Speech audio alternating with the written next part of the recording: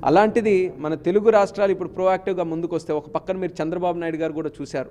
మా మినిస్ట్రీకి వచ్చిన తర్వాత సుమారు 4 గంటలు రివ్యూ మీటింగ్ ఇక్కడ పెట్టుకొని అన్ని కోణాల్లో కూడా ఆలోచించుకొని ఎలా ఏవియేషన్ని అభివృద్ధి చేయాలి అంటే ఏవియేషన్ అభివృద్ధి చేస్తే కేవలం గాల్లో ఎగిరే ప్యాసింజర్స్ పెరగడం లేకపోతే ఎయిర్పోర్ట్లు ఎక్కువ రావడమే కాదు.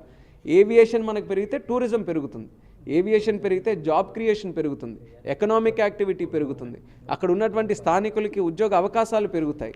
అలాగే ఇంజనీర్స్కి కానీ టెక్నీషియన్స్కి కానీ పైలట్స్కి కానీ అనేక రంగాల్లో అధిక ఉపాధి అవకాశాలు దక్కే వస్తుంది. కాబట్టి అందరూ ఆసక్తిగా చూస్తున్నారు మా ప్రాంతానికి ఈరోజు ఎయిర్పోర్ట్ రావాలని.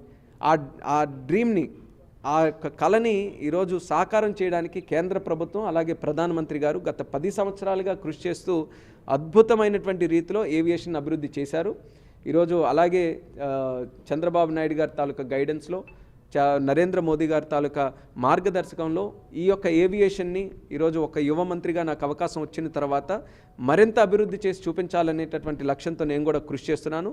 ఇలా ముఖ్యమంత్రి గారు ఈరోజు రావడం, ఆయన కూడా తెలంగాణకి సంబంధించి ఈ విషయాలన్నీ కూడా పంచుకోవడం చాలా ఆనందంగా అనిపించింది. మాకు కూడా తెలంగాణలో పూర్తి శాతం అభివృద్ధి చేయాలని చాలా రోజుల నుంచి మేము ఎదురు చూస్తున్నాం. ఈరోజు అన్నీ సానుకూలంగా ఉన్నాయి కాబట్టి ఖచ్చితంగా రానున్న రోజుల్లో అభివృద్ధి మీరందరూ కూడా చూసే విధంగా చర్యలు కూడా తీసుకుంటాం.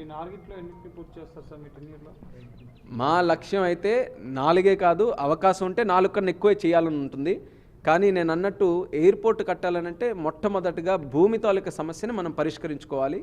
ఈరోజు ప్రోయాక్టివ్గా నేను చెప్పినట్టు వరంగల్కి ఏదైతే సర్క్యులర్ కూడా రిలీజ్ చేశారు కాబట్టి ఒక కాన్ఫిడెన్స్ ఉంది.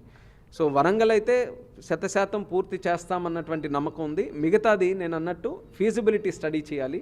ఫీజిబిలిటీ స్టడీ చేస్తే ల్యాండ్ ఎక్విజిషన్ ప్రాసెస్కి వెళ్ళాలి. సో స్టెప్ బై స్టెప్ ఉన్నాయి కాబట్టి దాని మీద కంటే ఈరోజు వరంగల్ మాత్రం ఇమీడియట్గా మేము స్టార్ట్ చేస్తాం. మిగిలిన ఎయిర్పోర్ట్స్ కూడా యాజ్ అండ్ వెన్ మనకి సరైన సమాచారం వచ్చిన తర్వాత మేము మీడియాకు కూడా తెలియజేస్తాం.